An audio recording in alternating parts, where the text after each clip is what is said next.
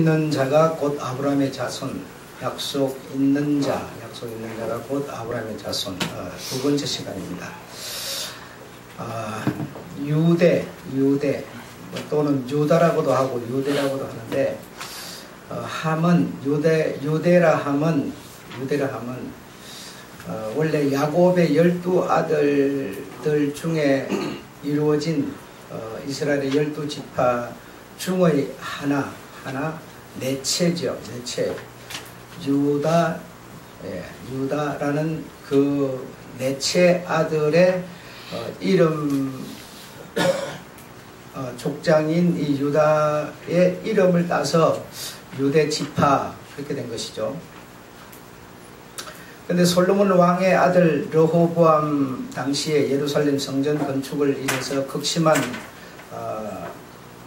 부역, 세금이었습니다. 세금과 또 부역, 노동을 견디지 못하여서 북쪽으로 10지파가 떠나고 예루살렘에는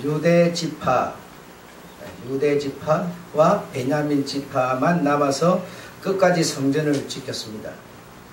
그러니까 10대 2로 나누어진 거죠. 12 중에서. 그래서 10명은 북쪽으로 가고 2명은 이 남쪽 예루살렘에서 성전을 지켰다라고 하고 있습니다. 지파가 끝까지 성전을 지켰으며 북으로 떠난 북왕국, 곧 이스라엘 왕국을 세운 10지파는 세운 10지파는 하나님의 현장을 떠난 배신자 죄인으로 정죄받아서 수백 년 동안 사마리아인으로 멸시를 받았다. 우리 너무나 잘 아는 내용이죠. 예루살렘에서 유대 왕국을 이룬 두 지파 중에서 베냐민 지파는 약세, 베냐민 지파는 그 세가 좀 약했다 이거죠. 약세 지파로 강한 유대 지파를 도우는 보조 역할을 하였다. 그래서 이스라엘 전체를 통칭하여 대표하는 이름으로 유대 민족이라고 하게 된 것이다 이겁니다. 이스라엘 전체를 통칭하여 대표하는 이름으로 유대 민족이라 하게 된 것이다.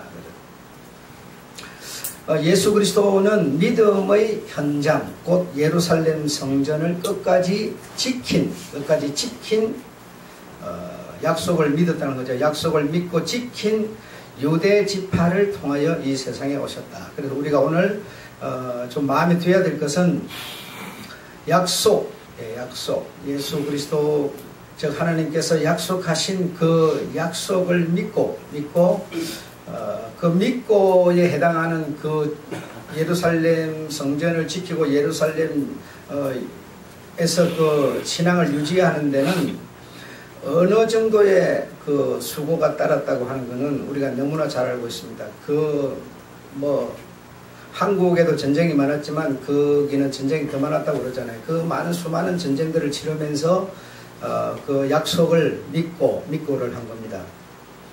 그래서 믿고에는 삶이 따르지 않으면 믿고는 있을 수가 없다라는 거죠. 이것이 우리에게 좀 중요한 내용이다라는 것을 알게 됐고, 곧 예루살렘 성전을 끝까지 지킨, 그들은 성전을 지키는 것이 나라를 지키는 거고 믿음을 지키는 거고 신앙을 지키는 거고 그렇게 되는 거니까요.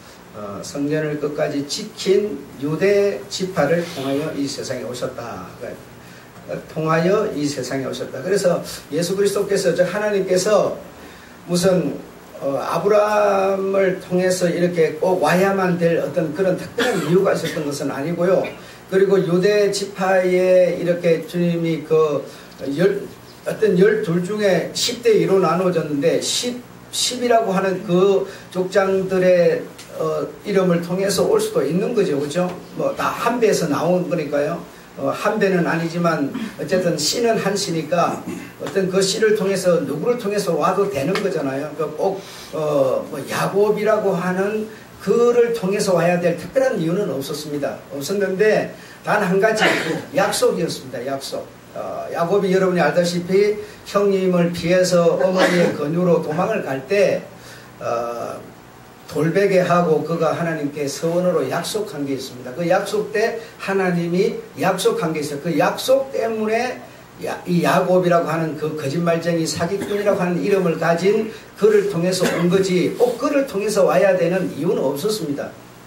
아브라함도 마찬가지죠. 아브라함도 자손이 여럿이 있는데 꼭 아브라함을 통해서 하나님이 와야 되느냐 그런 건 없지만 그러나 창세기 13장에 이미 하나님께서 아브라함에게 약속을 합니다. 이 제사를 이렇게 드리고 할 때 그 하늘에서 불이 내려서 그런 어떤 응답을 주는 그런 약속이 벌써 주고 받아졌기 때문에 그 아브라함이 여러분이 알다시피 제사 지내는 제물을 만드는 그런 집안의 장손으로서 이런 태양신을 섬기는 그런 제주의 아들로서 그런 일을 하고 있었는데 그 하나님과 원수 아니겠어요? 하나님이 제일 싫어하는 일을 하고 있었는데도 그를 통해서 오른 것은 약속이었다라는 겁니다. 다른 거 없습니다. 특별히 아브라함이 잘나서 야곱이 잘나서 그런 게 아니라는 것이죠. 그래서 이 약속 이것이 참 중요한데 여전히 오늘도 약속 있는 자가 아브라함의 자손이다 라고 하는 제목으로 우리가 얘기를 하고 있는 거죠. 그러니까 우리에게 약속이라는 게 있어야 된다. 약속. 그분이 내게 우리는 이 시간이 많이 흐르고 있기 때문에 그 약속에 대한 소중함이 사실은 없는 거죠. 그죠? 네, 없는 건데 그들에게도 오늘 말하고 내일 이루어지고 이런 일은 없었어요. 아브라함에게 약속하고 예수 오시기까지 42대가 걸쳤다는 거죠. 그래도 그들은 약속을 무시하죠. 그래서 내가 받은 약속을 내 시인 아들에게 이렇게 유서처럼 써가지고 물려주고 해서 그 수많은 대에 내려가서 그 약속을 만나게 되는 거 아니겠어요? 그러니까 우리도 마찬가지입니다. 우리는 워낙에 내 나라는 존재가 한 대밖에 안 되는 건데 그 42대를 흘러가서 그 약속을 만나는 이런 거 얘기를 우리 생각을 해봐야 되는 거거든요. 그래 우리가 이 믿음이라고 하는 거, 이 약속이라고 하는 거 이런 것을 좀 깊이 생각을 해야 된다라는 것이고요. 그리고 이 약속을 보존을 내가 하려고 그러면 그 약속을 무너뜨리는 힘이나 세력이나 어떤 권세나 이런 것이 가만히 두지를 않습니다. 내가 여러분 검은 보화를 가지고 있는 것을 세상 사람이 다 아는데 내버려 두겠습니까? 훔치면 내 거 되는 건데 그렇잖아요. 그럼 죽이면 내 거 되는 건데 절대로 그냥 두질 않죠. 약속이라는 것은 그만큼 검은 보화보다 귀한 것이었죠. 그래서 그런 약속을 가지고 있으면 가진 자를 그냥 두지를 않습니다. 두지 않고 그 약속을 배반하도록 하는 그런 세력들이 있기 때문에 그 세력에 의해서 충분히 무너질 수 있는데도 이들은 이 약속을 끝까지 지켜냈다. 그래 약속을 끝까지 지키는 유대 또는 유다와 반지파에 속한 베냐민이 그 약속을 따라서 예루살렘 성전을 지킴으로써 그 약속 지키는 그들에게 주님은 오신 것이지 10명이 언간이 나쁘고 그렇게 우리가 보아서는 안 된다는 것이죠. 그래서 우리에게 틀림없는 약속이 살아있어야 된다라는 겁니다. 그래서 이 약속에 대해서 오늘 제가 여러분한테 예수님의 재림은 약속입니다. 내가 가심을 본 그대로 내가 다시 오겠다. 몇 날이 못되어 다시 오겠다라고 약속했는데 그 약속은 무엇이었을까요? 그거는 성령 강림이었어요. 몇 날이 못되어 몇 날이 며칠이었어요? 열흘이었습니다. 열흘 만에 오셨어요. 그 약속을 믿고 그 다락방에서 한 500여 문도가 다 있었지만 약속을 믿고 끝까지 몇 날일지는 모르지만 몇 날이라고 열흘일지 한 달일지 1년일지도 모르는 거죠. 똑같은 얘기입니다. 아브라함에게도 내가 지시할 땅으로 가라 이랬지 어떤 땅이라고 말하지 않았어요. 그냥 그 약속에는 틀림없이 그 열매라는 게 약속 내가 여러분 약속이라고 하는 거, 약속음이라고 생각합니다. 약속음을 내가 딱 줬다. 그러면 그 음의 만기에는 여러분 열매가 있는 거죠. 그 약속이라는 단어가 들어가면 반드시 내가 약속을 끝까지 지키면 열매는 있다라고 하는 것은 이게 뭐 이치적으로 알 수가 있는 거죠. 그래서 어디라고 말하지 않았지만 하나님이 약속했기 때문에 어떤 해답이 있을 거다라고 하는 것을 아브라함은 알았고, 마찬가지로 여기서도 같은 얘기를 하고 있습니다. 그래서 맨날이 못되어 내가 너에게 가심을 본 그대로 오리라. 그래, 그것을 여러분 정말 하루하루 기다리는 게 그 쉬운 일이 아니기 때문에, 그래서 많은 사람이 떠나가 버렸습니다. 떠나가 버리고 나머지 한 100여 명만 끝까지 붙들고 지켰더니 역시 하나님이 오셨죠. 네, 그래서 그 영으로 오시는 하나님을 만난 자들은 그 약속의 예수님이다라고 하는 것을 뭐죠? 그 성령을 만난 사람들은 알았어요. 모르지 않았어요. 그리고 그 성령께서 하신 약속이 내가 다시 오겠다라고 하는 재림의 약속을 주신 거예요. 그래서 이제 마지막으로 약속이 우리에게 남아있는 게 재림이라는 겁니다. 재림. 여러분, 이 재림이라고 하는 이것이 정말 여러분에게 믿음으로 와 있는지 저는 잘 모르겠어요. 그러나 이거는 하나님의 약속입니다. 약속. 내 대예가 아닐 수도 있고요. 내가 약속을 가지고 죽으면 약속이 나를 소생하는 거지 내가 나를 소생하는 게 아닙니다. 내가 약속을 붙들고 있느냐의 문제죠. 그래서 주님께서 우리에게 단 한 가지 남겨지신 약속, 그것은 다시 오신 재림이다라는 것을 우리가 잘 알고 있습니다. 그러나 이 재림이라는 게 내가 예수 믿을 때 벌써 한 50년 전에 그런 얘기를 들었지만 50년 동안 그대로 지금 흘러가고 있는 거죠. 그러니까 뭐 사람들이 세상 풍조와 유혹에 휩쓸려 다 그런 약속들이 희미해져 버리는 거죠. 희미해져 버리는 거죠.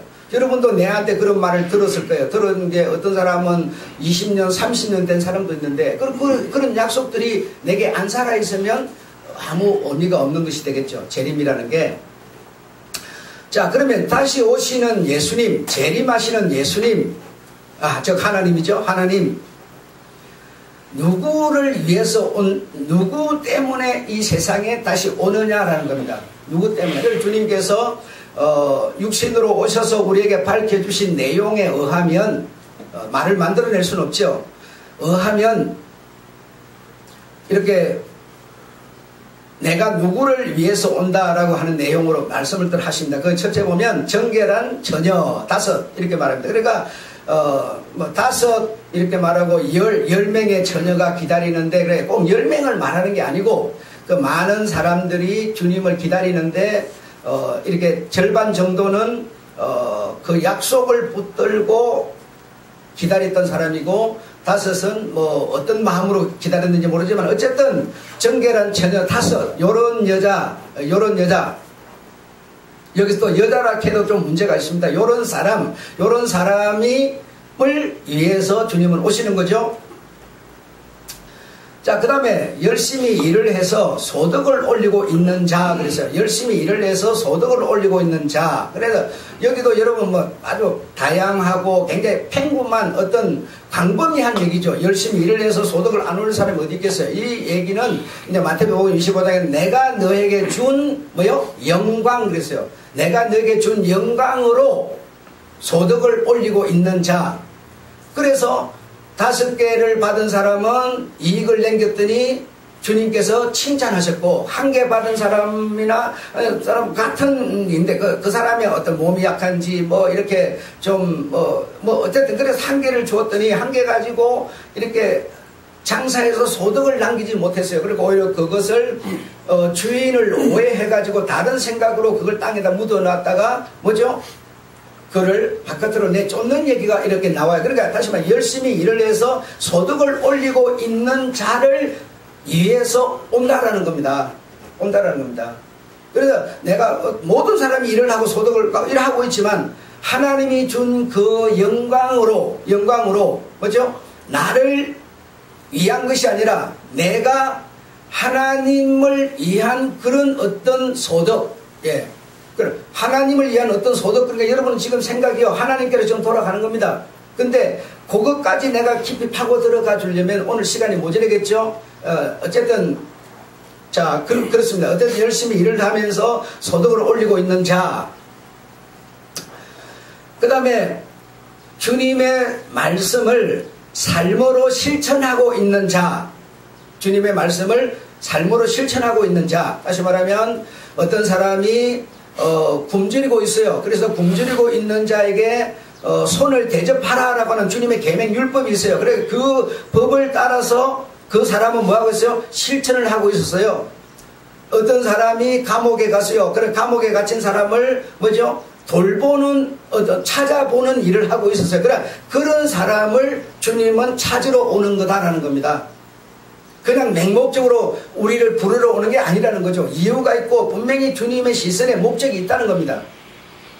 자, 그 다음에 논, 밭, 아침에 맷돌을 돌리고 있는 자 그랬어요. 아침에 또 낮에 밭에 나가서 논에 나가서 일을 하고 있고 소를 먹이고 소를 가지고 일을 하고 있고 아침밥을 지으려고 뭐요? 맷돌을 돌리고 있어요. 그러나 식구들을 위해서 맷돌을 양식을 이렇게 해서 어떤 식사를 준비하려고 이렇게 하고 있어요.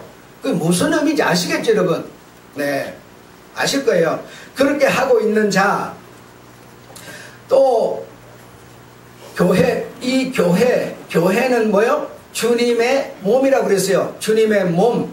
이 교회, 눈에 보이는 교회는 주님의 몸인데 이 몸, 주님의 교회를 유지, 관리, 보수, 운영 이런 것에 뭐죠? 실천하고 있는 자. 여러분 지금 이 세상에 이단들은요, 첫 번째로 무엇을 무너뜨리면 되냐? 교회를 무너뜨리면 돼요.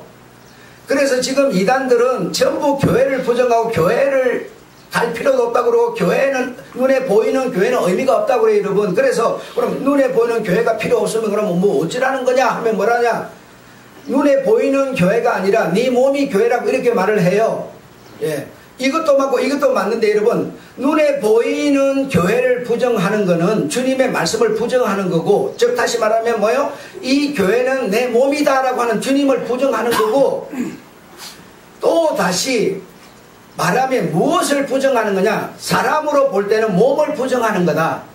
몸이 없는 여러분, 영이 있을 수가 없어요. 몸과 함께 영은 존재하는 건데 눈에 보이는 교회를 부정하는 것은 사람으로 치면 몸을 부정하고 영만 말하는 것과 같은 겁니다. 그게 뭐냐? 이단이라는 거예요.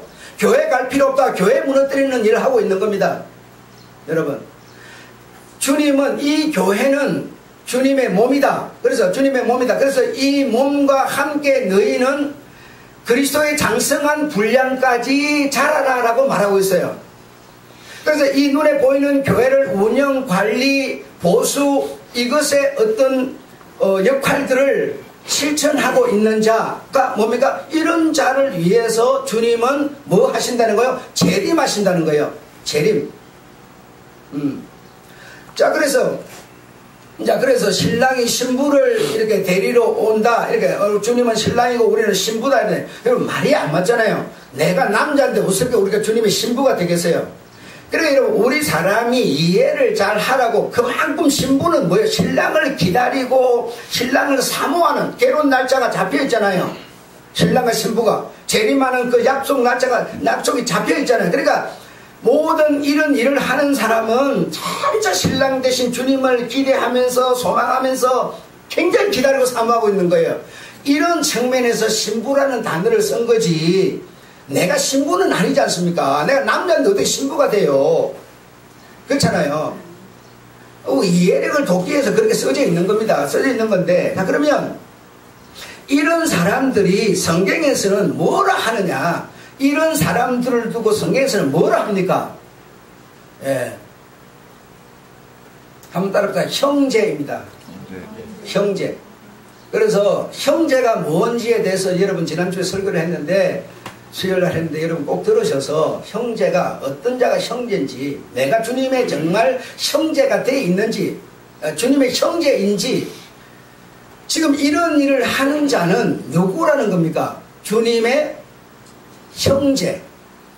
다른 말로 말해 머리 대신 그분의 뭐요? 지체. 당신의 지체, 당신은 모든 이들의 맏아들에 우리는 형제면 뭐예요? 동생들이죠. 동생들, 형제들을 부르러 오시는, 데리러 오시는, 재림하시는 주님이라는 겁니다.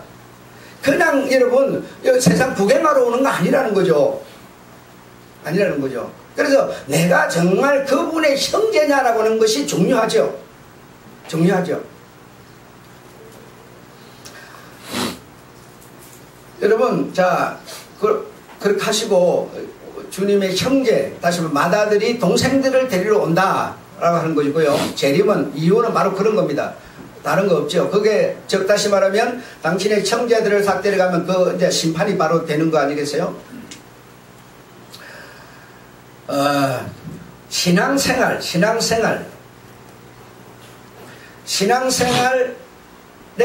믿음, 신앙생활의 믿음이라는 것은 목적의 달성입니다.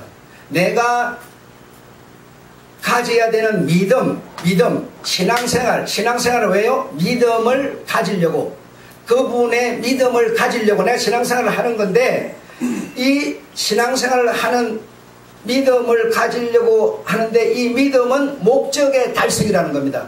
내가 목적하는 바의 달성이 그분의 믿음을 갖는 건데, 이 믿음을 갖게 됨에 있어서 여러분, 그분의 믿음을 갖는 데 있어서 그분이 믿음을 주고 안 주고 이렇게 한다면 힘을 어떤 자에게는 불을, 어떤 자에게는 권세를, 어떤 자에게는 요렇게 해주고 어떤 자에게는 안 해준다면 그분이 과연 만민의 주님이 될 수 있겠습니까? 여러분 잘 생각해 보세요.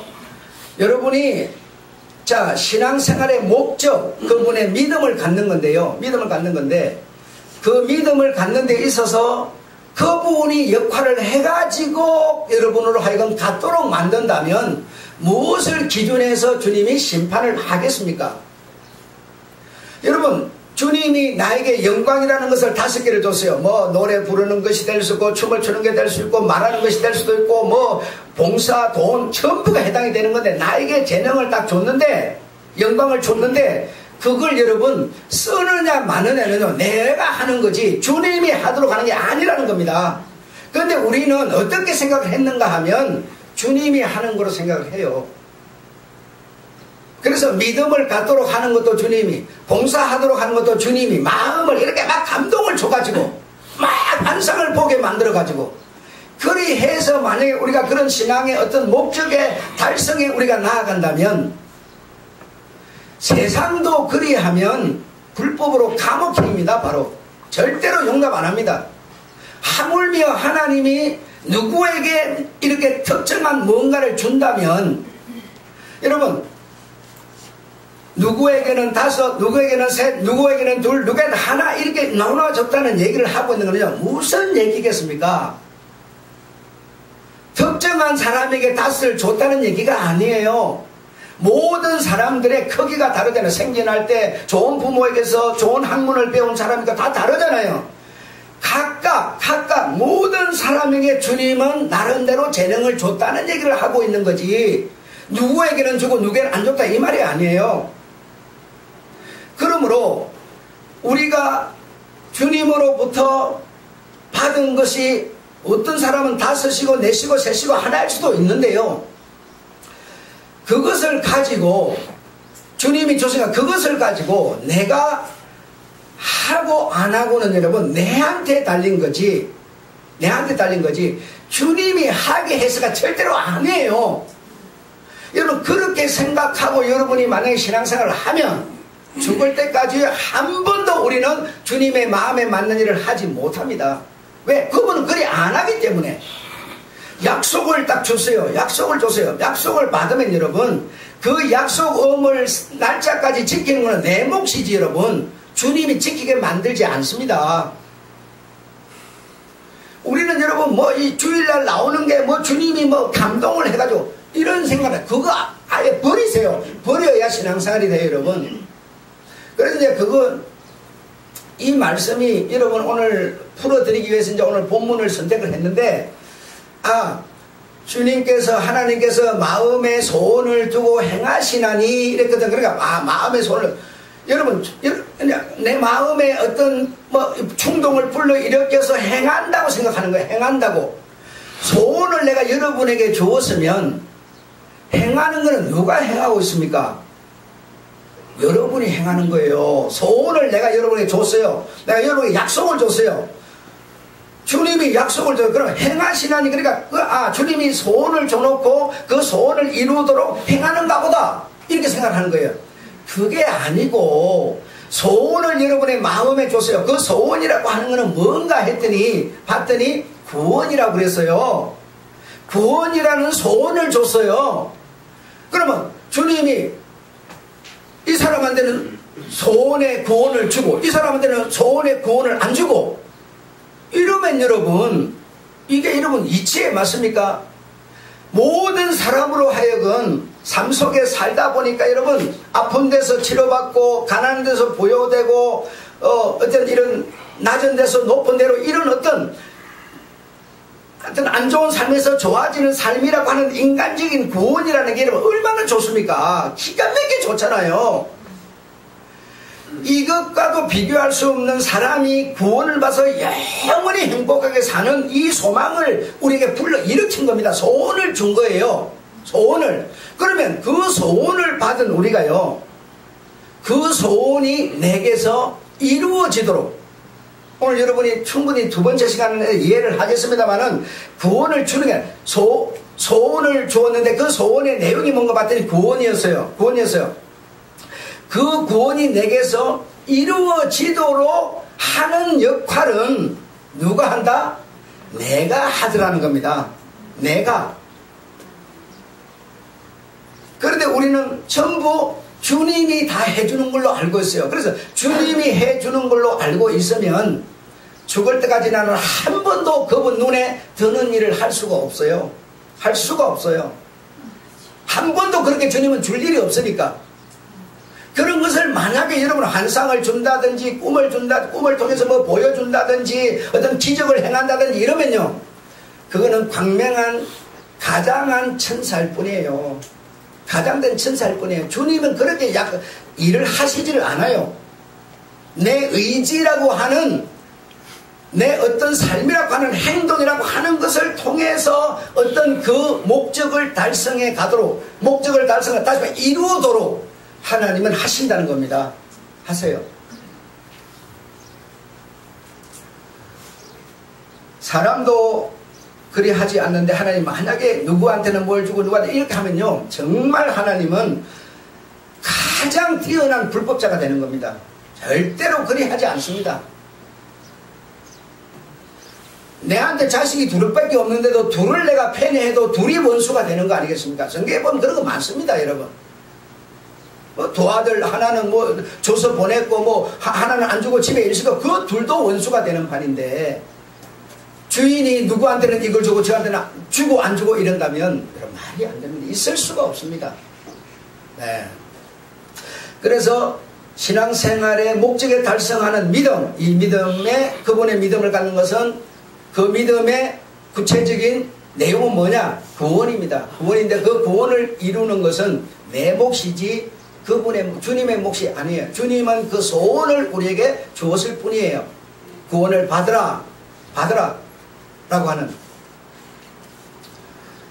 그래서 주님, 즉 다른 말로 하면 성령님이 우리를 하여금 가기 싫은 자를 가게, 이렇게 막 행하게 하는 게 아니라 소원을 불러일으킨다 라고 하는 거 여러분이 분명히 이해를 하셔야 되고요. 그래서 소원의 목적을 달성을 위해서는 내가 내 의지로 그 소원에 나아가야 되고 그 소원을 붙들어야 되고 약속을 지키기 위해서 어떤 이런 삶을 살아야 되고 그렇다는 겁니다. 그래서 제가 여러분 지난주에 주님이 그런 마음을 주신 건데 주보 광고에다 썼다가 지웠어요. 영어를 못하는데, 주님이 주신 말씀대로 영어를 못하는데 어떻게 영어하는 데와 상관을 가질 수 있으리요? 라고 하는 거예요. 내게 사랑이 없는데, 내게 믿음이 없는데 어떻게 믿음의 내용을, 사랑이 없는데 어떻게 사랑의 내용을 내가 가질 수 있으리요? 라고 주님이 말씀하셨어요. 그래서 내가 영어를 못하는데 어떻게 영어 하는 사람과 대화를, 속사정 대화를 하겠습니까? 불가능한 거죠. 할 수가 없는 거죠. 그래서 영어를 주님이 한다면 내가 영어 하는 사람이 돼야죠. 주님이 정말 사랑이라면 내가 사랑을 받을, 사랑을 줄 사람이 돼야죠. 주님이 믿음을 찾고 있으면 내가 믿음이 있어야 그분에게 찾아지는 거죠.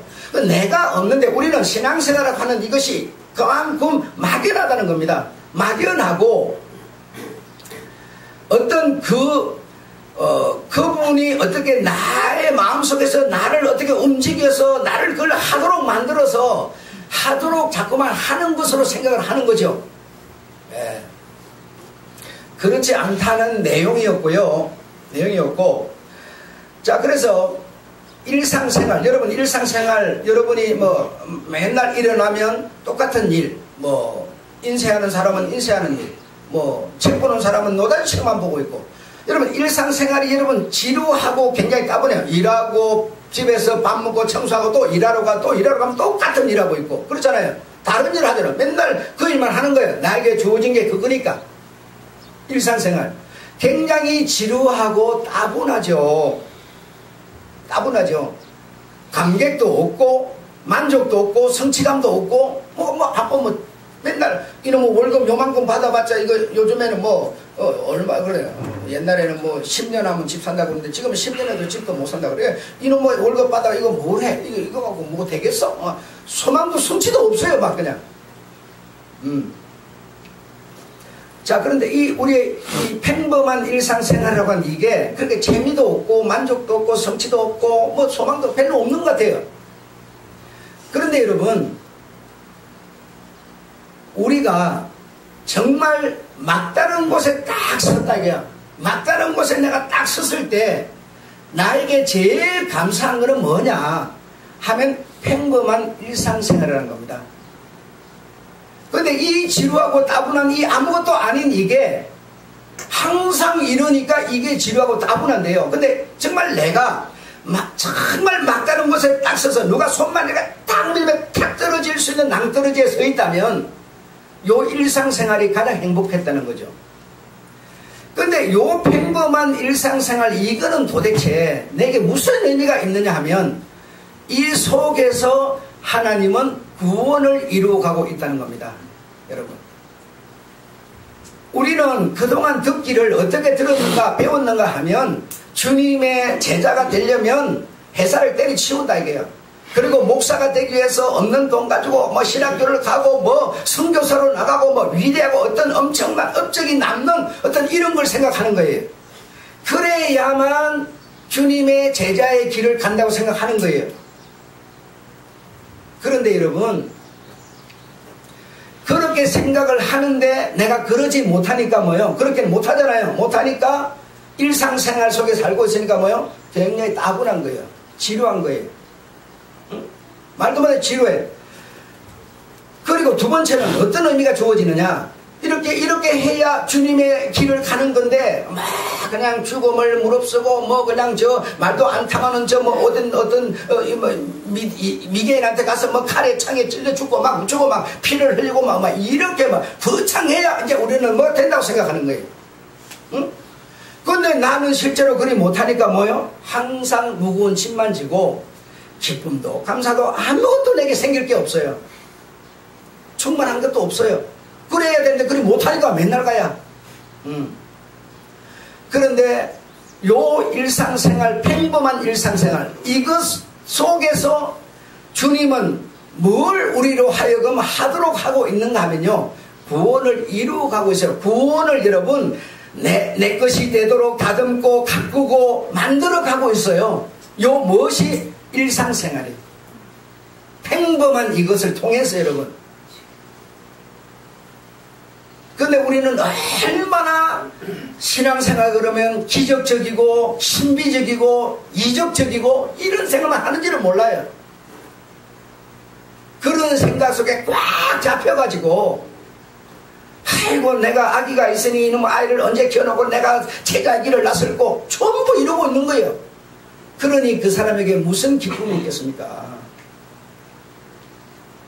주님은 여러분 우리의 삶 속에서 엄청난 내용으로 말씀하시는데요. 우리가 가진 인간의 생각으로 욕심으로 나로 하여금 완전히 뒤범벅을 만들어놨기 때문에 그분은 소리가 안 들릴 뿐이에요. 들릴 수가 없어요. 여러분 감사라고 하는 단어를 놓고 한번 봅시다. 내가 한 달 월급을 500만 원 딱 받았어요. 500만 원을 흙으로 뚱뚱뚱뚱 싸가지고 딱 어디 아무도 모르는 항아리 속에 집어넣어 땅 속에 1m 깊이로 딱 묻어놔야만 행복이 있는 겁니까?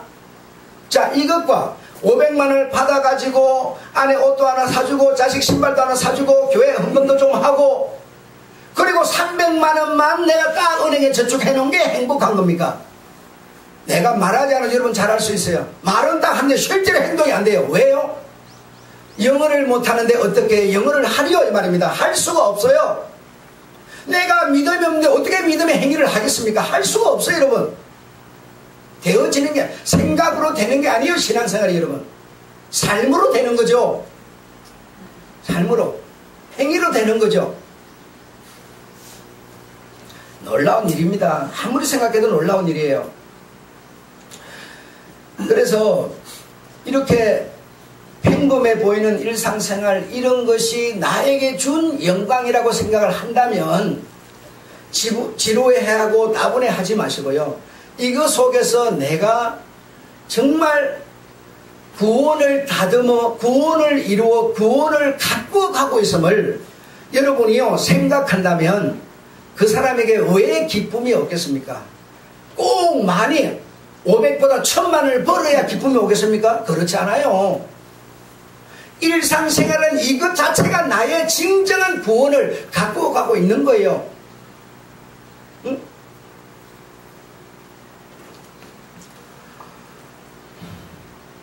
그래 그렇게 생각을 하고 안 하고도 뭐요? 결국 내 몫이에요. 주님이 그렇게 나를 어떤 생각을 바꾸어서 정신병자가 되게 만들어서 거기에서 씩 웃게 만드는 분이 아니라는 거죠.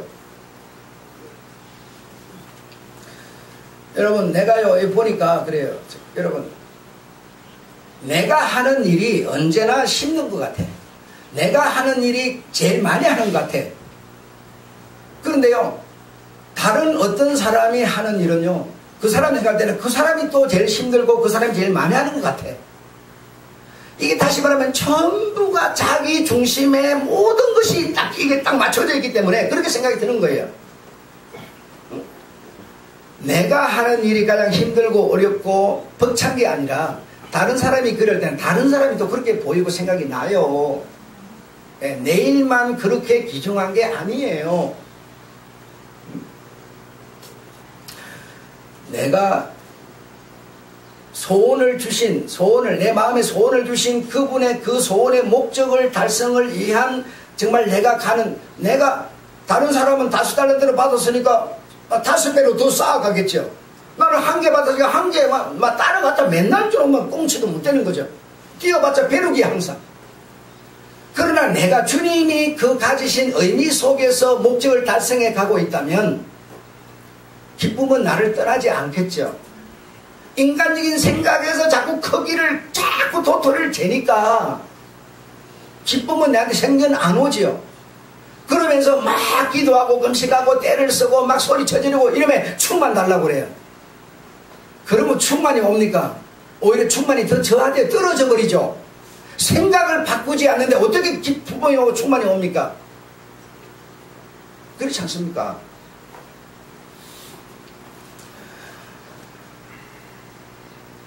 자, 회사를 운영하는 사람은 회사 사장입니다. 병원을 운영하는 사람은 의사입니다. 나라를 운영하는 사람은 정치인이에요. 자, 이 사람들은 무엇을 갖고 움직여요? 나라를 무엇으로 움직여요? 병원을 뭐로 움직여요? 회사를 뭐로 움직여요? 네, 힘이에요. 힘, 권력, 어떤 기교, 어떤 타협, 여러 가지요. 이게 다 힘이에요. 타협다라는 것도, 기교를 부리는 것도 다 뭐예요? 기술이고 힘이에요. 이런 힘을 가지고 뭡니까? 자, 저걸 내 편으로 끌어들여가지고 야당의 나를 내 말을 듣고 손들어 응원하게 만들어. 이거 다 기교를 부려가지고 나라를 운영하는 거예요. 그런데 주님은 사람을 운영하는데 그런 것으로 운영을 하는가 하면 그렇지 않다는 겁니다. 주님이 운영하는 방법은 돈이나 이런 것으로 운영하는, 주님은 사람을 움직이는 일을 하시는데 그 사람의 무엇을, 생각과 마음을 움직이는 그런 일을 주님은 하시는데요. 움직이는 말, 그분은 내 생각에, 내 마음에 뭐죠? 소원을, 꿈을, 희망을 딱 불어넣어요. 딱 불어넣어서 나로 하여금 움직이는 일을 하세요. 자기의 생각, 자기의 마음을 따라서 여러분 내가 행동하고 그것을 위해서 내가 투지를 불태우는 이거는요 정말 어려운 일이죠. 힘을 갖고 하면 어쩔 수 없이 힘에 눌려갖고도 할 수밖에 없지만 주님은 마음에 그냥 신락 같은 소망을 줄 뿐이에요. 소망. 지금 여러분 하루에 심장이나 이런 장기를 이렇게 등록을 해놓고 순서를 기다리다가 하루에 5명씩 계속 죽어나가고 있어요. 그럼 여러분 주님이 그런 일을 기적이나 능력이나 기교나 방법으로 다 해결한다면 여러분 죽어가는 자에게 주님이 다 살려버리면 되지 병원을 왜 지어요? 주님이 의사가 돼가지고 의사 일을 그분이 다 해버리면 되지 의사를 막 10년씩 공부시켜서 의사를 만들어요? 그 의사를 만든 것 때문에 그 힘을 갖고 병원을 운영하다 보니까 거기에 부정이 생기고 거기에 막 타락이 생기고 이러는데 그렇잖아요. 주님이 할 일이면 주님이 다 해버리지 왜 그걸 주님이 안 하고 의사를 통해서, 아니 정치도 주님이 딱 그냥 위에 앉아가지고 딱딱딱딱 하면 되지. 그 정치인을 세우고 정치인이 손 나쁜 짓만 하고 있는데 그 나쁜 짓 하니까 거기서 막 죄가 생기고 이러잖아요. 왜 그걸 주님이 안 하고 그걸 다 맡기고 있어요? 주님은 여러분 주님이 그 일을 안 하신다는 겁니다. 안 하세요. 그런데 우리는 그럴 때만 생각을 해요. 가난한 나에게 주님이 딱 부자 되게 해줘버리면 끝나는 건데 왜 그 부자 안 되게 해주고 맨날 죽기 살기로 그냥 돈만 벌게 하냐고. 주님이 그렇게 안 한다는 겁니다.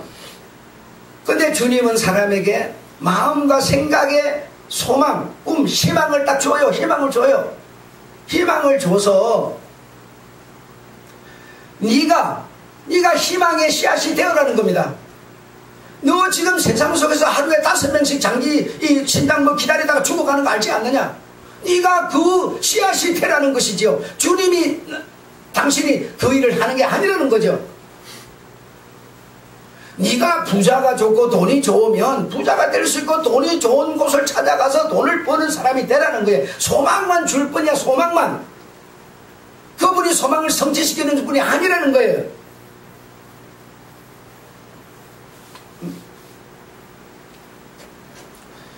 그래서 주님은 우리의 마음의 소망과 우리의 그 생각과 마음의 이런 어떤 그 희망을 이렇게 딱 주는데, 소원을 주는데, 그 소원을 주는 그 길에 내가 마음과 생각을 갖다 놓지 않고 있으면 여러분 어떻게 되겠어요? 그분의 길과 내 길은요 날마다 따로 살 수밖에 없어요. 사는 것은 다르지 않아요. 똑같이 살아요. 근데 길이 달라요. 그래서 우리의 여행이 딱 끝나면,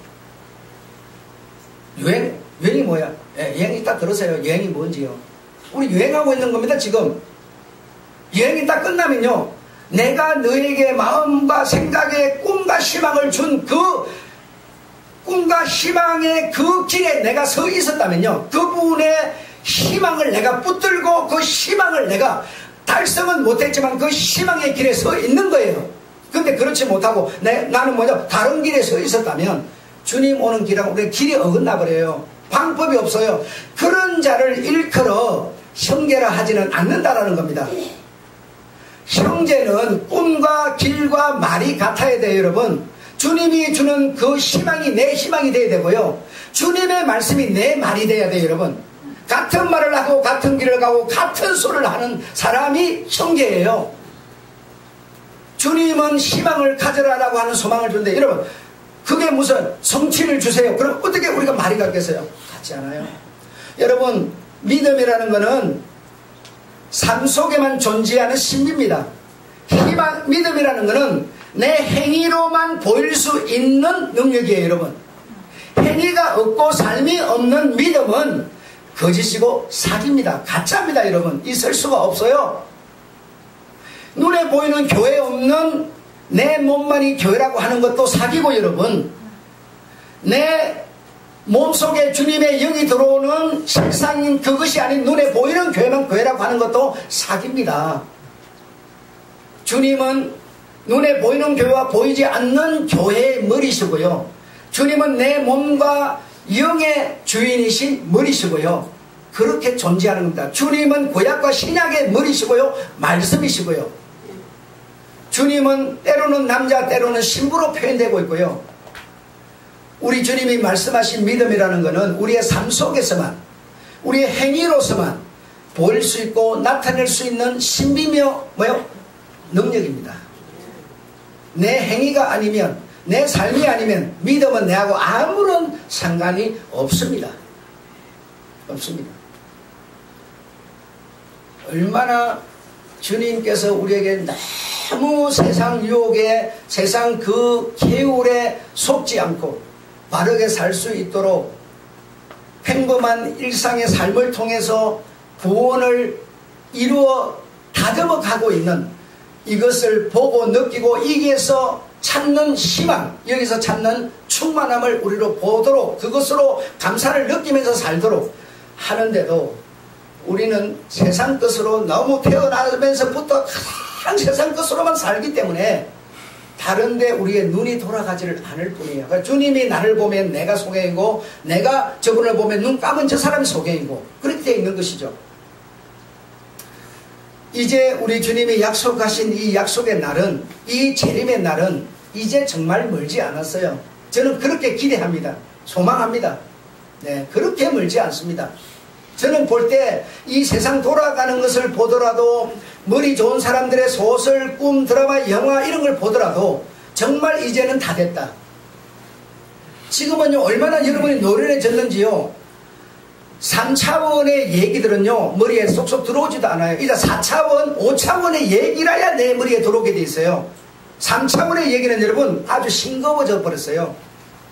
4차원, 5차원의 얘기는 뭔지 아십니까? 천국 얘기, 구원 얘기, 귀신 얘기, 또 어떤 기적 얘기, 이 정도의 얘기라야 이제 뭔가 조금 마음을 갖는 이런 시대가 된 겁니다. 평범한 얘기는 여러분 우리가 기전에도 안 들어와요. 그런데 그 주님은 그 평범한 얘기들 속에서 나를 키워가고 있는 겁니다. 이해가 되셨기를 바라고, 여러분의 꿈은 바로 구원이고 주님의 소원의 목적은 구원이고, 그 구원만이 우리의 소망이고 꿈이고 희망이지 다른 거 없습니다. 기도하겠습니다. 하나님 우리 아버지,